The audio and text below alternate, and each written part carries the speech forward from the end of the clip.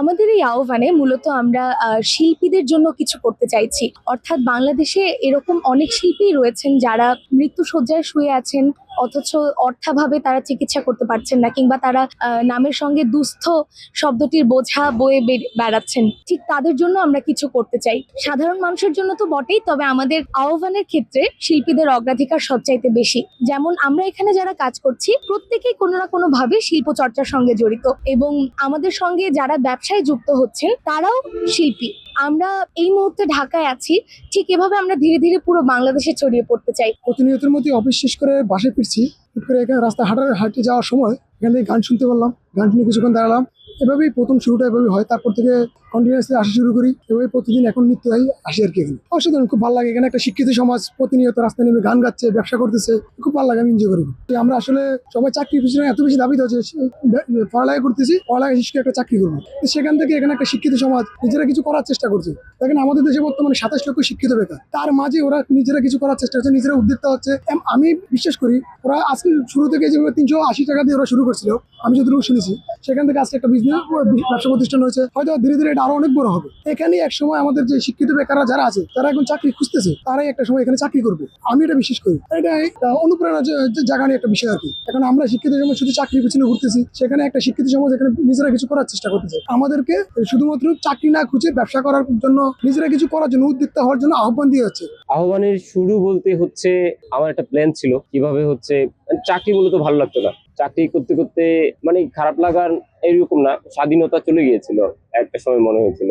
তারপরে একটা প্ল্যান করা, ঢাকা থেকে বাড়িতে যাওয়া, বাড়ি থেকে প্ল্যান করে এসে বন্ধু আনন্দের সাথে হুটহাট করে হচ্ছে প্ল্যান শেয়ার করা, এবং এর পরের দিন নেমে যাওয়া। আমরা হচ্ছে হাতিঝিলে প্রথম করছিলাম আহ্বানটা। তখন ছিল হচ্ছে আমরা হেঁটে হেঁটে গেলাম, বড়ই বিক্রি করলাম, 380 টাকা দিয়ে শুরু করলাম। ভবিষ্যতে আমাদের যাওয়ার পরিকল্পনা বলতে আমরা প্রথমত কাজটা করতে চাই। আমাদের যেমন ধরেন প্রতিনিয়ত আমরা যে কাজগুলা করছি, এটা হচ্ছে আমরা ব্যবসা করছি, পাশাপাশি সামাজিক কিছু কাজ করছি। আমি গতকালকে হচ্ছে মোহাম্মদপুর আসছিলাম, দেন হচ্ছে এদিকে যাওয়ার সময় ভাইয়াদের গান শুনলাম, গান শুনে হচ্ছে আমার ভালো লাগলো। দেন হচ্ছে এখানে দাঁড়ানোর পর হচ্ছে একটা আঙ্কেলকে দেখলাম, হচ্ছে এখান থেকে হচ্ছে শীত বস্ত্র নিয়ে হচ্ছে মানে অনেক খুশি হইলো, অনেক ভালো লাগলো হচ্ছে শীত বস্ত্রটা পেয়ে। তো আমার বাসায় হচ্ছে এরকম অনেক শীত বস্ত্র আছে যেগুলো হচ্ছে আমি ইউজ করি না, তো এই জন্য হচ্ছে আমি অনেকগুলো ড্রেস নিয়ে আসছি হচ্ছে মানবতার দেয়াল এখানে রাখার জন্য।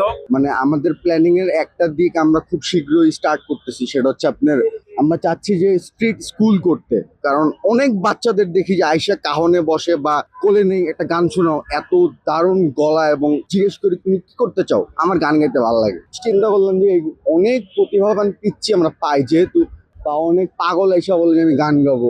অনেক মানুষের জিজ্ঞেস করে যে আপনি স্কুল আছে নাকি, তো সেই দিক দিয়ে চিন্তা করে যে আমরা চিন্তা করতেছি যে আমরা একটা এখানে বা ভাসমান একটা স্কুল করব, মিউজিক শেখাবো। আমরা আহ্বান আমাদের নির্দিষ্ট যে জায়গাটা আছে সেটা আমরা প্রতিদিন কাজ শুরু করার আগে প্রতিদিন নিজেদের মতন করে গুছিয়ে নিই, পরিষ্কার করে নিই। কাজ শেষ হয়ে গেলে আবার আমরা শেষে যে সময় চলে যাব, তখন আমরা আবার সবকিছু গুছিয়ে পরিষ্কার করে আবার সবকিছু আমরা নির্দিষ্ট স্থানে ময়লাগুলো ফেলে রেখে চলে যাই। এর মাধ্যমে আমরা মানে বাংলাদেশকে জানাতে চাই যে পরিষ্কার বাংলাদেশ কিভাবে গড়তে হবে বা কিভাবে বাংলাদেশকে পরিচর্যা করতে হবে, এটা আমাদের নির্দিষ্ট যেভাবে দায়িত্ব সেটা আমাদেরকে ধরে রাখতে হবে।